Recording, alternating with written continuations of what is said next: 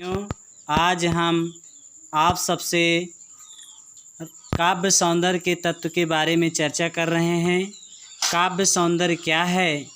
जो काव्य में एक विशेष प्रकार से चमत्कार उत्पन्न करता है उसे काव्य सौंदर्य कहते हैं।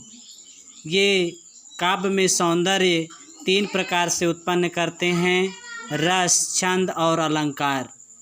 ये रस, छंद, अलंकार ही काव्य में चमत्कार उत्पन्न करते हैं, इसलिए ये काव्य सौंदर्य के तत्व माने जाते हैं। तो 3 प्रकार के तत्व रस, छंद, अलंकार हैं। तो सबसे पहले हम रस से संबंधित चर्चा कर रहे हैं। रस क्या है, रस के अंग क्या हैं और रस के कितने भेद हैं, इसके बारे में हम चर्चा कर रहे हैं। रस का अर्थ है आनंद।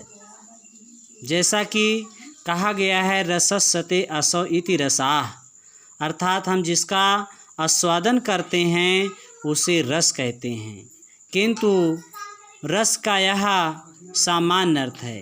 विशेष अर्थ में काव्य शास्त्र को पढ़ने, नाटक को देखने से पाठक या श्रोता को जो आनंदानुभूति होती है उसे रस कहते हैं। नाट्य शास्त्र के आचार्य भरत मुनि ने रस की परिभाषा इस प्रकार दी है: विभावानुभाव व्यभिचारी संयोगात रस निष्पत्ति है। विभाव, अनुभव और संचारी भाव के संयोग से रस की निष्पत्ति होती है।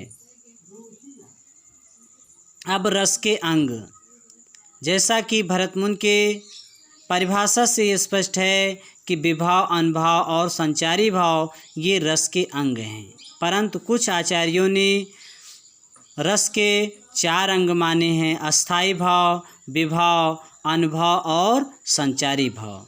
अस्थाई भाव थोड़ी देर के लिए हम उदाहरण के माध्यम से मान लेते हैं।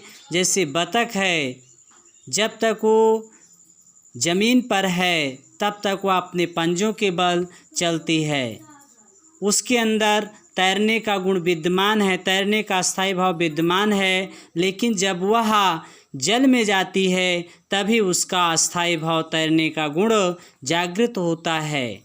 तो अस्थाई भाव क्या है? सहृदय के हृदय में विद्यमान रहने वाला भाव अस्थाई भाव है। चूँकि रसों की संख्या 9 है तो अस्थाई भाव की संख्या 9 है। एक रस के लिए एक ही अस्थाई भाव निश्चित है। अब रस और उसके स्थायी भाव देख लें। जैसे श्रृंगार रस, श्रृंगार रस का स्थायी भाव क्या है? रति है। वीर रस का स्थायी भाव उत्साह है। हास्य का हास है। करुण का शोक है। भयानक का भय है। रौद्र का क्रोध है। अद्भुत का विस्मय या आश्चर्य है। विभत्स का जुगुप्सा है। शांत रस का निर्वेद है। ये 9 रस हैं और उनके स्थायी भाव हैं। परंतु अब 11 रसों को रस का दर्जा प्राप्त हो गया है। वो 11 रस में 2 रस वात्सल और भक्ति रस हैं।